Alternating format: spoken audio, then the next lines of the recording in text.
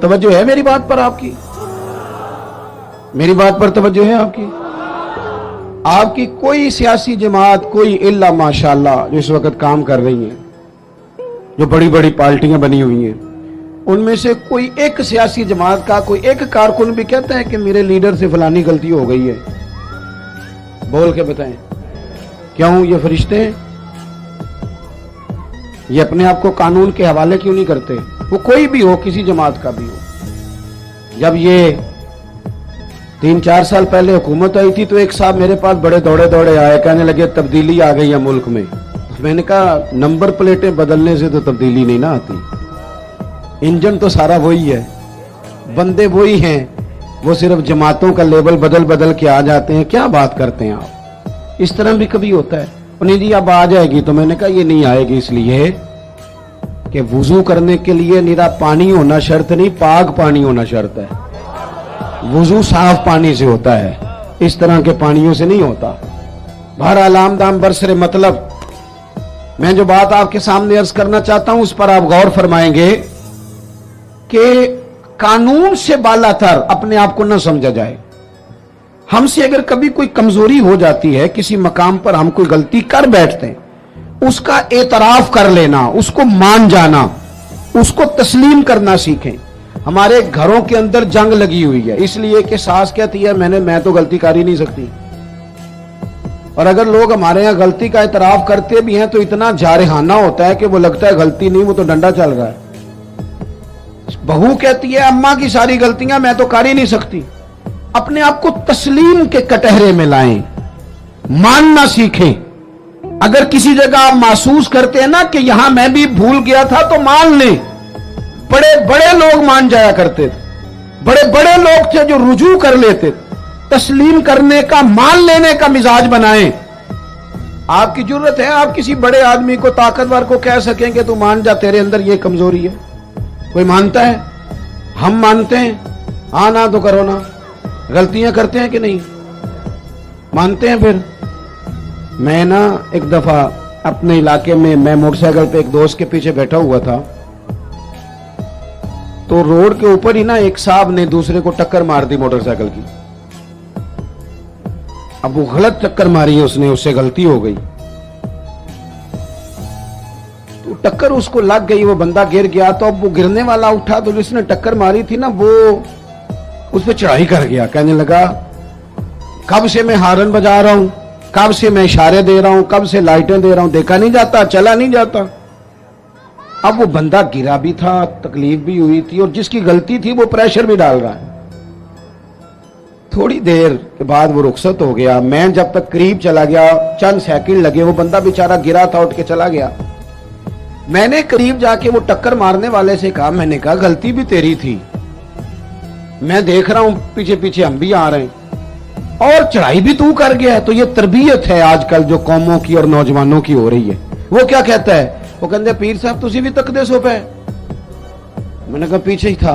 कहने लगे गल तुहाडी ठीक है, गलती मेरी सी, पर जे मैं ना चढ़ाई करता थे उन्हें कर जानी सी। ये मिजाज है। ये हंसने वाली नहीं तो रोने वाली बात है।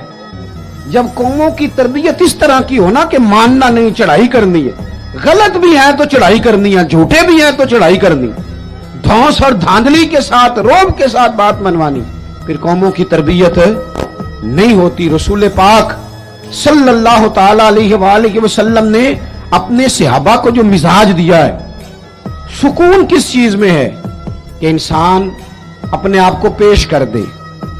पता है कैमरे लगानों से जुर्म नहीं खत्म होते।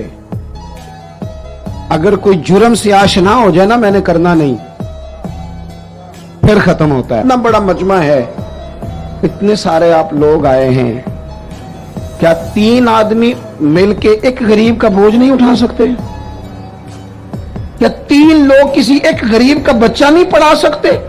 इन सियासतदानों की राह तुम देख रहे हो, इनकी, जिनको सिवाय अपनी लड़ाई से फुर्सत नहीं, और उन लोगों की तुम राह देख रहे हो जिनको वैसे गांव में किसी मरीज को जरूरत पड़ जाए तो उनके पास गाड़ी नहीं होती, लेकिन उनकी सियासी जमात का जलसा है ना, तो फिर वो गाड़ी भी निकलती है, फिर वो जिसको मर्जी भी देते हैं, फिर झंडे भी लगते हैं, फिर नंबर गेम भी होती है, फिर वीडियो भी बनती है। मैं भी उम्मीदवार हूं, टिकट लेना है, लिहाजा मेरे पीछे गाड़ियां लगाओ। न करो, ये नाशुक्री है दौलत की। जब अल्लाह की दी हुई जायज दौलत नाजायज जगह पे खर्च करते हो तो नाशुक्री करते हो। मैं आपसे अर्ज करूं, नहीं दर्द रहा हमारे दिल में, ज्यादा से ज्यादा अपने बच्चों के लिए दिल धड़कता है। थोड़ा सा और कभी दूसरा नंबर आए तो बहन भाइयों का, वरना वो रेडी वाला मेरा क्या लगता है। वरना ये तो इस तरह लगता है कि जैसे ये इंसानों के जत्थों को हमने जानवरों का जत्था समझना शुरू कर दिया। जब लीडरों की गाड़ियों के पीछे लोगों के बच्चे धूप में भागते हैं तो वो अंदर होकर खुश होते हैं, वो हाथ हिलाते हैं। आप क्या देख रहे हैं, यहां कुछ तमाशे लगे हुए हैं? ये बेहंगम अंदाज आपका। वो जिस आदमी को बड़ा राजी होना चाहिए था कि मैं लाइन में लगा हूं, जिस तरह मेरी कौम तकलीफ में है मैं भी उसी तरह हूं, लेकिन वो कौम जो है बेचारी वो कह रही है कि सिर्फ डॉक्टर चेक कर ले, सिर्फ बता दे मरीज को क्या है, अगर कहीं और शिफ्ट करना है तो इसके लिए भी वो सिफारिश लेती है। लेकिन ये साहब क्या कहते हैं, कहते हैं मुझे अल्लाह ने बड़ी इज्जत दी है, मैं गया तो डॉक्टर उठ के खड़ा हो गया। तो भाई कौम को इसका क्या फायदा? डॉक्टर को भी आपसे कोई काम होगा। वो मैं जुमे में दोस्तों से कह रहा था कि हमारे हुक्मरान कहते हैं मैं बड़ा खुश नसीब हूं, जो भी जाता है वो कहता है मैं बड़ा खुशबख्त हूं, मेरे लिए काबे का दरवाजा खुला है। तो मैं कहता हूं काबे का दरवाजा खुलना कमाल नहीं, काबे वाले की बात मानना कमाल है। अगर काबे के अंदर जाना तुमने कमाल समझा है, वहां तो 360 बुत भी बड़ी देर रहे हैं, वहां जाना तुमने कमाल समझ लिया। ये देखो काबे वाले की बात मानी है, और जो तुम्हें काबे का दरवाजा खोल के देते हैं उनसे कहो चलो हमारे बेगुनाह कैदियों के लिए जेल के दरवाजे ही खोल दो, जो बेगुनाह है उनको ही छोड़ दो। लेकिन हमने बात ठीक है, और पीर साहब भी कहते हैं मैं जनाब गया तो बैंक वाला उठ के खड़ा हो गया। भाई ये क्या बात हुई? आप भी नहीं लाइन में लगना पसंद करते? आपको भी नहीं इस बात का ख्याल आया कि कितना लोग धूप में जल रहे हैं और मैं आया हूं और मैं निकल गया हूं? खुदा के बंदो, जब तक बेलौस दर्द नहीं होता तब तक समझ लो सीनों में दिल नहीं है, पत्थर हैं। फकत अपने लिए धड़कते हैं, फकत अपने बच्चों के लिए। खुदा मुझे ऐसी खुदाई ना दे कि अपने सिवा कुछ दिखाई ना दे। ये क्या बात हुई?